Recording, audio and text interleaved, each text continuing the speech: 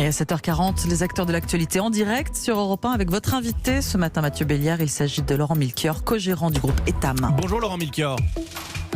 Bonjour Mathieu. Reprise économique, réouverture des commerces, on est avec vous pour comprendre les difficultés qui sont propres à votre secteur. L'habillement, Naf, André, La Halle avec le groupe Vivart, de nombreuses enseignes que les Français connaissent et qui sont en grande difficulté, des faillites et des licenciements en vue. Bruno Le Maire parle d'un risque de multiplication des faillites.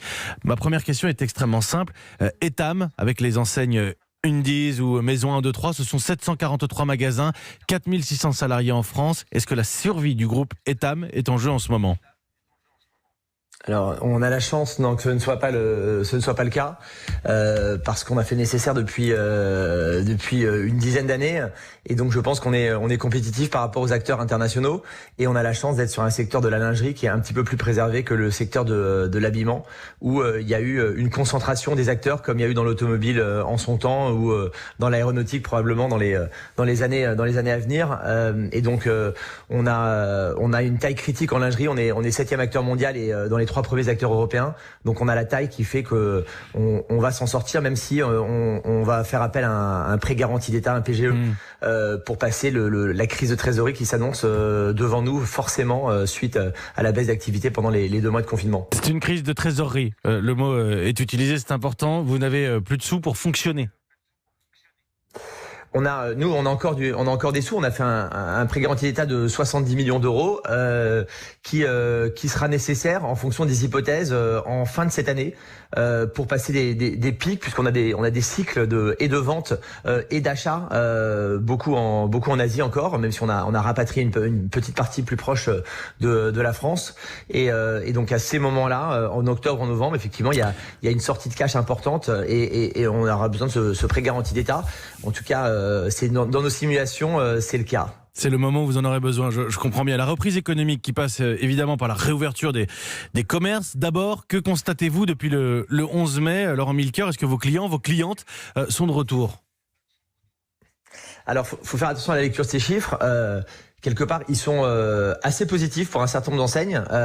Pour nous, en toute transparence, on est sur les magasins qui ont réouvert en France, on est à moins 12,5% de chiffre d'affaires, mais on a les plus gros centres commerciaux qui restent fermés, les centres commerciaux de plus de 40 000 m2, et donc au total en France, on est à moins 28% au cumul entre le 11 mai et moins 28 quand on compte tous les commerces, et moins 12 quand on ne compte que les commerces qui ont pignon sur rue, qui ne sont pas dans une grande surface. Ce que je comprends, c'est qu'on n'est pas en train de rattraper les achats en ce moment, les achats qui n'ont pas été effectués pendant 2 mois.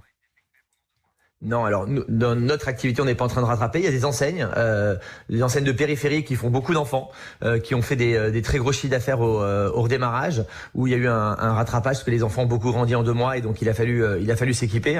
En ce qui nous concerne, c'est pas un rattrapage. Maintenant, c'est vrai que quand on prend le scénario chinois et la baisse des chiffres qu'on a pu voir en Chine à la réouverture, il y a eu un gros amortisseur en France, et je pense que cet amortisseur, c'est le chômage partiel qui fait que les Français ont pu consommer à peu près normalement en sortie de confinement, peut-être un peu plus rassurés que d'autres pays pour je ne sais quelle raison. Vous ne les retrouvez pas tous. Comment est-ce que vous l'expliquez ? Ça, c'est trop compliqué aujourd'hui de faire du shopping avec les règles de distanciation sociale ?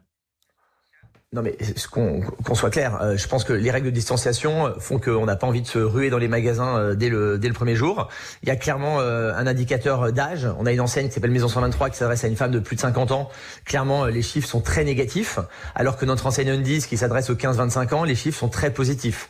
Donc il y a clairement la peur du virus qui est encore là. On sait qu'il circule. Les mesures de distanciation et de sécurité dans les magasins font qu'on rattrape pas l'intégralité des ventes. Mais nous, on s'était écrit comme simulation à moins 70% sur la reprise. Donc si vous voulez, on est un peu mieux que la simulation qu'on s'est écrite.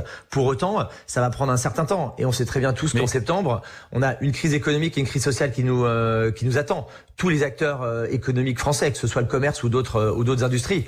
Donc l'année va être compliquée, et on va dire les années à venir vont être de toute façon compliquées, et il faut prendre des mesures pour passer cette crise, tout en proposant quelque chose de fort aux consommateurs. En termes d'organisation, vous avez fait le choix de garder ouvertes les cabines d'essayage. Simplement, comment est-ce qu'on fait avec les vêtements qui sont essayés et non achetés ? Alors les vêtements ils sont mis en quarantaine pour jusqu'au lendemain et ensuite ils sont steamés à plus de 70 degrés. Stimés à la vapeur, passer à la vapeur, tout à fait. Ouais. Passer à la vapeur à plus de 70 degrés. Et donc c'est comme ça qu'on traite les choses. Donc ça crée des ruptures de stock sur certaines tailles à un moment donné. Mais le consommateur, je pense qu'aujourd'hui comprend qu'on est dans un mode un petit peu dégradé. Alors les cabines elles sont pas vraiment ouvertes en fait, c'est-à-dire que on les ouvre à la demande des consommatrices et donc on ouvre une cabine à la fois. Elles sont pas ouvertes en libre service pour des raisons de sécurité et elles sont nettoyées après chaque passage. Laurent Milchior, les soldes le 24 juin, plus tard? Alors moi je milite pour qu'on dérégule les soldes, et c'est-à-dire qu'on n'ait pas de date cette année. Je pense que tous les acteurs économiques doivent jouer le jeu de cette crise sanitaire et globalement on a tout fait pour pour réduire le nombre de morts et le nombre de malades. Notre responsabilité c'est de pousser nos consommateurs et nos salariés à ne pas prendre de risques. Je pense que le mieux ça serait de pas avoir de date fixe comme c'est le cas en Allemagne, comme c'est le cas en Angleterre, comme c'est le cas en Espagne, pour lisser l'impact des soldes. Le principe même c'est de pas se retrouver avec un goulot d'étranglement avec des gens qui font la queue et qui s'agglutinent dans des magasins à une date donnée. Le 24 juin, du coup, ça me semble assez tôt. Par contre, il faudrait surtout pas le faire en fin d'été. Je sais que les indépendants le demandent. La réalité, c'est qu'ils vont se retrouver avec du stock aussi sur les bras et on vendra pas de shorts, on vendra pas de maillots de bain, on vendra pas de t-shirts estivaux fin août, début septembre. Merci beaucoup, Laurent Milchior, co-gérant du groupe Etam. Merci d'avoir répondu à nos questions. Pour les auditeurs d'Europe 1, j'entends aussi l'appel à une libération finalement des soldes pour l'été 2020. Il est 7h46, on continue d'en parler avec vos témoignages peut-être au 3921 et sur le hashtag Europe 1.